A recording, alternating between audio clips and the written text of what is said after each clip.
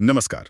आज हम एक ऐसे विषय की गहराई में उतर रहे हैं जो आजकल बहुत चर्चा में है और कई लोगों के लिए एक काफी आकर्षक संभावना बन गया है, फ्रीलांसिंग।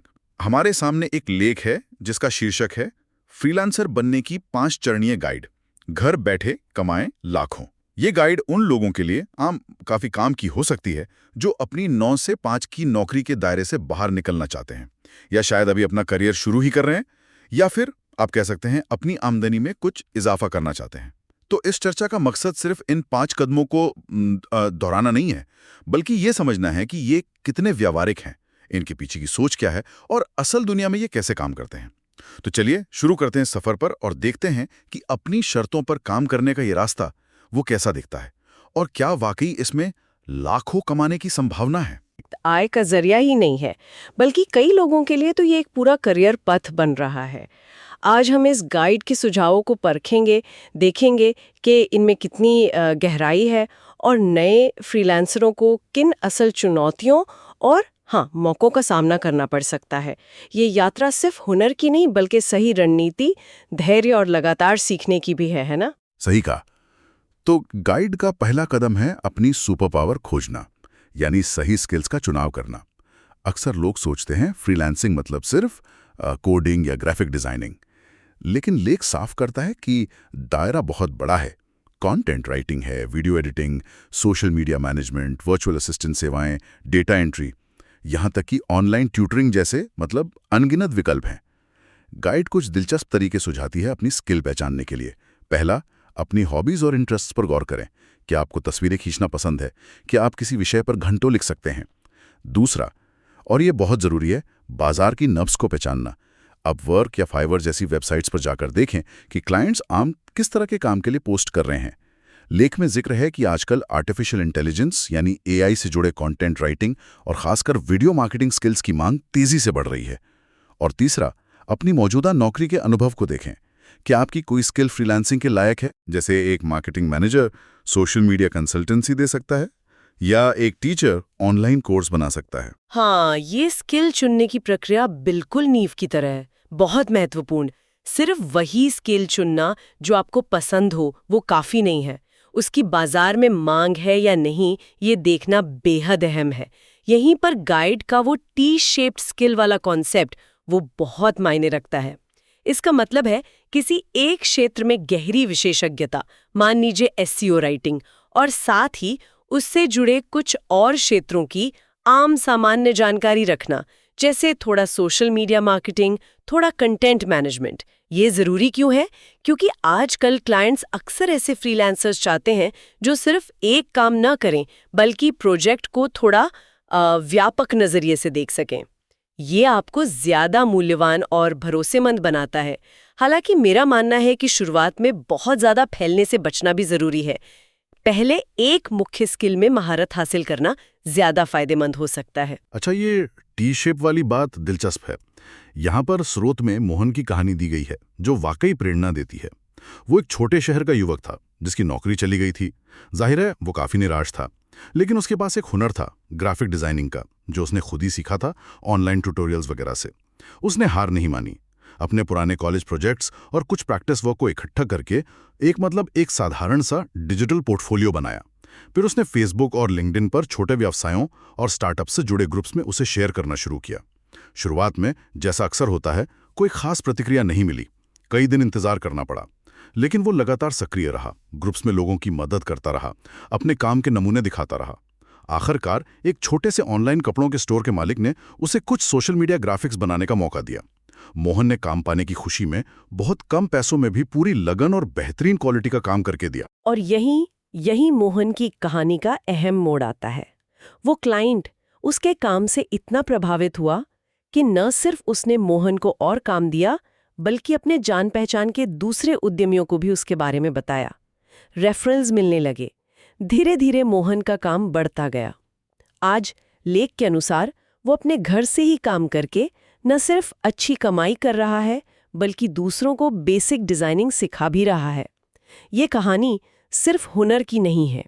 ये मुश्किल समय में धैर्य रखने की, उपलब्ध संसाधनों जैसे सोशल मीडिया ग्रुप्स का सही इस्तेमाल करने की और पहले क्लाइंट को संतुष्ट करने के महत्व को दिखाती है।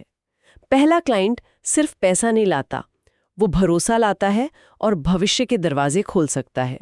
बिल्कुल, मोहन की कहानी दिखाती है कि शुरुआत कैसे भी हो सकती है। हाँ, अच्छा, तो स्किल चुन ली। अब आता है दूसरा कदम, अपना पोर्टफोलियो बनाना। गाइड इसे बहुत सही तरीके से आपके काम का शोकेस कहती है। फ्रीलांसिंग की दुनिया में आप क्या कर सकते हैं ये बताने से ज्यादा जरूरी है दिखाना। आपका पोर्टफोलियो ही आपकी पहली पहचान है, आपका सेल्स पर्सन है ना? इसमें क्या क्या होना चाहिए? लेख के मुताबिक सबसे अहम है आपके सबसे अच्छे काम के नमूने।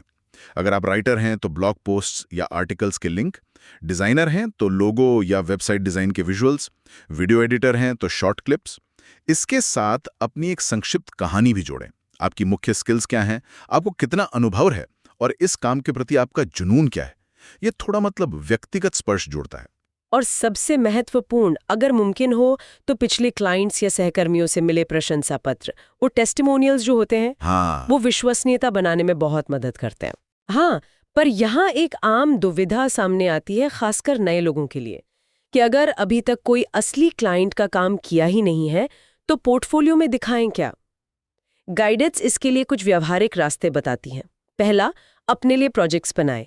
अगर आप वेब डेवलपर हैं तो अपनी खुद की एक शानदार वेबसाइट बनाइए। कंटेंट राइटर हैं तो एक ब्लॉग शुरू करें और उस पर बेहतरीन लेख पब्लिश करें। इसे डेमो या सैंपल प्रोजेक्ट की तरह पेश करें। दूसरा विकल्प है किसी दोस्त, रिश्तेदार या किसी नॉन प्रॉफिट संस्था के लिए छोटा मोटा काम मुफ्त में या बहुत कम कीमत पर करें, जैसे किसी लोकल कैफे के लिए सोशल मीडिया पोस्ट डिजाइन करना। इससे न सिर्फ आपको अनुभव मिलेगा और आपके पोर्टफोलियो के लिए सामग्री जुटेगी, बल्कि हो सकता है आपको पहला टेस्टिमोनियल भी मिल जाए। असल मुद्दा यह है कि आपको अपनी क्षमता का ठोस सबूत पेश करना है, सिर्फ दावों से काम नहीं चलेगा। और हाँ, ये भी सोचें कि आप किस तरह के क्लाइंट्स को आकर्षित करना चाहते हैं और अपना पोर्टफोलियो उसी हिसाब से ढालें। लेकिन ये एक जरूरी निवेश है। तो अब हमारे पास स्किल है, दिखाने के लिए पोर्टफोलियो भी है। अब आता है तीसरा और शायद सबसे सक्रिय कदम, सही प्लेटफॉर्म पर खुद को बेचना, यानी क्लाइंट्स तक पहुंचना। कहाँ मिलेंगे ये क्लाइंट्स? गाइड कुछ प्रमुख फ्रीलांसिंग प्लेटफॉर्म्स का जिक्र करती है, जैसे अपवर्क। ये शायद दुनिया का सबसे बड़ा और सबसे प्रसिद्ध प्लेटफॉर्म है। यहाँ आपको हर तरह के प्रोजेक्ट्स और बजट वाले क्लाइंट्स मिल सकते हैं, छोटी कंपनियों से लेकर बड़ी मल्टीनेशनल कंपनियों तक। दूसरा है फाइवर, जिसका मॉडल थोड़ा अलग है। यहाँ आप अपनी सेवाओं को गिग्स यानी छोटे निश्चित दाम वाले पैकेजों के रूप में बेचते हैं, जैसे मैं 500 शब्दों का ब्लॉग पोस्ट लिखूंगा या मैं ₹Y में एक लोगो डिजाइन करूंगा। ये उन लोगों के लिए अच्छा हो सकता है जिनकी सेवाएं स्पष्ट रूप से परिभाषित की जा सकती हैं। फिर freelancer.in का भी जिक्र है, जो भारतीय फ्रीलांसर्स और क्लाइंट्स के बीच काफी लोकप्रिय है। इनके अलावा लेख सोशल मीडिया की ताकत पर भी जोर देता है। लिंक्डइन को सिर्फ जॉब ढूंढने का प्लेटफॉर्म ना समझें, ये क्लाइंट्स खोजने, नेटवर्किंग करने और अपनी विशेषज्ञता दिखाने के लिए एक बेहतरीन जरिया है। ट्विटर पर अपनी इंडस्ट्री के लोगों से जुड़ना और फेसबुक पर खास विषयों से जुड़े ग्रुप्स में सक्रिय रहना भी काम दिला सकता है। हाँ, ये प्लेटफॉर्म्स मौके तो देते हैं, लेकिन यहाँ एक जरूरी एक्सपर्ट टिप है जो गाइड में दी गई है, उस पर गौर करना जरूरी है। वो टिप है कि शुरुआत में कम पैसों में काम करने से झिझकना नहीं चाहिए। क्यों? क्योंकि आपका पहला लक्ष्य पैसा कमाना नहीं, बल्कि अनुभव हासिल करना है, अपने पोर्टफोलियो को मजबूत करना है और सबसे जरूरी अच्छे रिव्यूज और रेटिंग्स पाना होना चाहिए। इन प्लेटफॉर्म्स पर आपकी प्रतिष्ठा वो बहुत मायने रखती है, लेकिन यहाँ एक संतुलन साधना भी जरूरी है। कम पैसों में काम करने का मतलब ये नहीं कि आप अपनी कीमत बिल्कुल ही गिरा दें। शायद आप शुरुआती कुछ प्रोजेक्ट्स के लिए कम चार्ज करें या एक ट्रायल रेट ऑफर करें। लगातार बहुत कम चार्ज करने से आप अपनी मार्केट वैल्यू खराब कर सकते हैं और क्लाइंट्स भी आपको गंभीरता से नहीं लेंगे। इसलिए ये एक सोची समझी रणनीति होनी चाहिए, ना कि मजबूरी। साथ ही ये भी समझना होगा कि अपवर्क और फाइवर जैसे बड़े प्लेटफॉर्म्स पर प्रतिस्पर्धा वो बहुत ज्यादा है। सिर्फ प्रोफाइल बना लेना काफी नहीं, आपको अपनी प्रोफाइल को आकर्षक बनाना होगा। सही प्रोजेक्ट्स पर प्रभावी प्रस्ताव यानी प्रपोजल भेजना होगा और भीड़ से अलग दिखना होगा। तो प्लेटफॉर्म चुनना और वहां टिके रहना भी एक कला है। अब आते हैं चौथे कदम पर, जो बहुत से नए फ्रीलांसरों के पसीने छुड़ा देता है। बातचीत और रेट तय करना, अपनी कीमत जानना और मांगना। गाइड सही कहती है कि अपनी स्किल, अपने अनुभव और अपने समय की कीमत पहचानना बेहद जरूरी है। अक्सर लोग खुद को कम आंकते हैं, खासकर भारत में जहां मोल भाव की आदत है। तो सवाल उठता है कि रेट तय कैसे करें। गाइड कुछ ठोस कदम बताती है। पहला, मार्केट रिसर्च करें। पता लगाएं कि आपकी जैसी स्किल और अनुभव वाले दूसरे फ्रीलांसर्स आमतौर पर कितना चार्ज कर रहे हैं। इसके लिए आप फ्रीलांसिंग प्लेटफॉर्म्स देख सकते हैं, ऑनलाइन फोरम पढ़ सकते हैं। और ध्यान रखें, भारत में काम करने के रेट और किसी पश्चिमी देश के क्लाइंट के लिए काम करने के रेट में जमीन आसमान का फर्क हो सकता है। दूसरा, अपनी लागत का हिसाब लगाएं। इसमें सिर्फ वो घंटे नहीं आते जो आप सीधे काम पर लगा रहे हैं, बल्कि आपके इंटरनेट का बिल, बिजली का खर्च, जरूरी सॉफ्टवेयर का सब्सक्रिप्शन और यहां तक कि आपके सीखने पर लगने वाला समय और पैसा भी शामिल होना चाहिए। तीसरा, तय करें कि आप प्रति घंटा चार्ज करेंगे या प्रति प्रोजेक्ट। ये दोनों प्राइसिंग मॉडल काफी प्रचलित हैं और दोनों के अपने फायदे नुकसान हैं, जैसा कि लेख में भी इशारा किया गया है। प्रोजेक्ट आधारित चार्जिंग यानी फिक्स प्राइस तब अच्छी होती है जब काम का दायरा, वो स्कोप बिल्कुल साफ हो और आपको अंदाजा हो कि इसे पूरा करने में कितना समय और मेहनत लगेगी।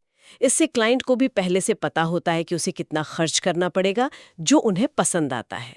लेकिन इसमें रिस्क ये है कि अगर काम उम्मीद से ज़्यादा बढ़ गया, वो जिसे स्कोप क्रीप कहते हैं, तो आपको नुकसान हो सकता है। वहीं घंटे के हिसाब से चार्ज करना, आर्ली रेट, उन प्रोजेक्ट्स के लिए बेहतर है जहां काम का दायरा स्पष्ट न हो या लगातार बदलता रहता हो, या रिसर्च और डेवलपमेंट जैसा काम हो। इसमें पारदर्शिता रहती है, लेकिन क्लाइंट को कई बार चिंता रहती है कि कहीं बिल ज़्यादा न बन जाए।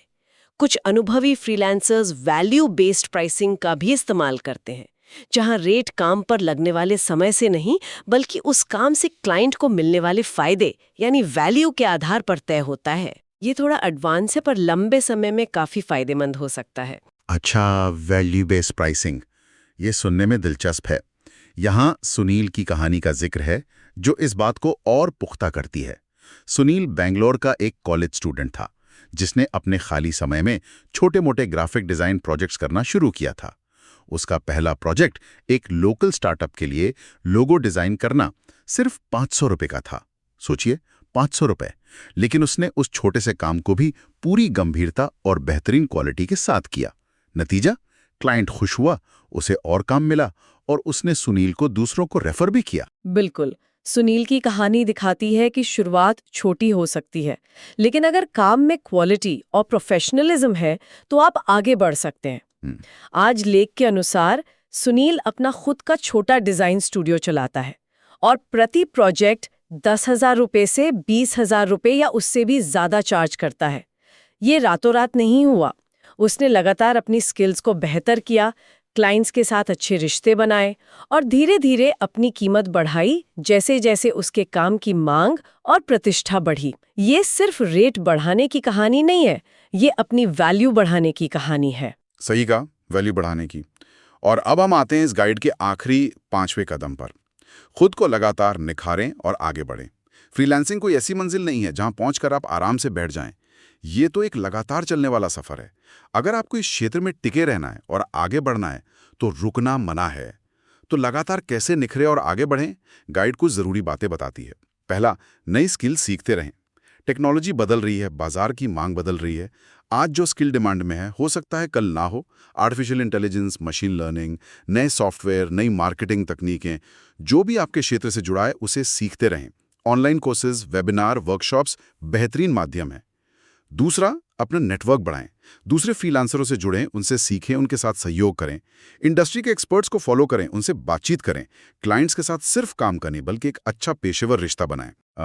लिंक्डइन जैसे प्लेटफॉर्म्स पर सक्रिय रहना और ऑनलाइन या ऑफलाइन समुदायों का हिस्सा बनना बहुत फायदेमंद होता है। तीसरा, क्लाइंट्स के फीडबैक को गंभीरता से लें। हर प्रोजेक्ट के बाद फीडबैक जरूर मांगें। अच्छी प्रतिक्रिया हौसला बढ़ाती है और आलोचना वो सुधार करने का मौका देती है। और चौथा, जो अक्सर नजरअंदाज हो जाता है, फाइनेंशियल मैनेजमेंट सीखें। अपनी कमाई और खर्चों का हिसाब रखें, समय पर टैक्स भरें और भविष्य के लिए बचत और निवेश की योजना बनाएं। हाँ, ये 5वां कदम शायद सबसे ज्यादा महत्वपूर्ण है लंबे समय तक सफल रहने के लिए। बाजार की बदलती हवाओं के साथ खुद को ढालने की क्षमता, यानी वो अनुकूलनशीलता, एडेप्टेबिलिटी, एक कामयाब फ्रीलांसर की सबसे बड़ी पहचान है। नई टेक्नोलॉजी को अपनाने से ना डरें, नेटवर्किंग सिर्फ काम पाने के लिए नहीं, बल्कि इंडस्ट्री में क्या चल रहा है ये जानने, एक सपोर्ट सिस्टम बनाने और संभावित सहयोगियों या पार्टनर्स को खोजने के लिए भी जरूरी है। और आर्थिक अनुशासन तो बेहद जरूरी है। फ्रीलांसिंग में आय अक्सर अनियमित होती है, कभी बहुत ज्यादा, कभी बहुत कम। इसलिए बजट बनाना, एक इमरजेंसी फंड रखना और रिटायरमेंट जैसी चीजों के लिए प्लानिंग करना आपको मानसिक शांति और स्थिरता देता है।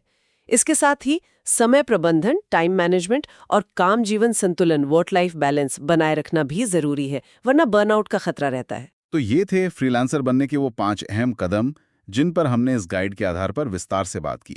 अपनी सही स्किल यानी सुपर पावर को पहचानना और उसे तराशना, एक दमदार पोर्टफोलियो बनाना जो आपके काम की कहानी कहे, सही प्लेटफॉर्म्स के जरिए क्लाइंट्स तक पहुंचना और अपनी पहचान बनाना, समझदारी से अपनी कीमत तय करना और बातचीत करना, और आखिर में कभी सीखना बंद न करना और लगातार खुद को बेहतर बनाते रहना।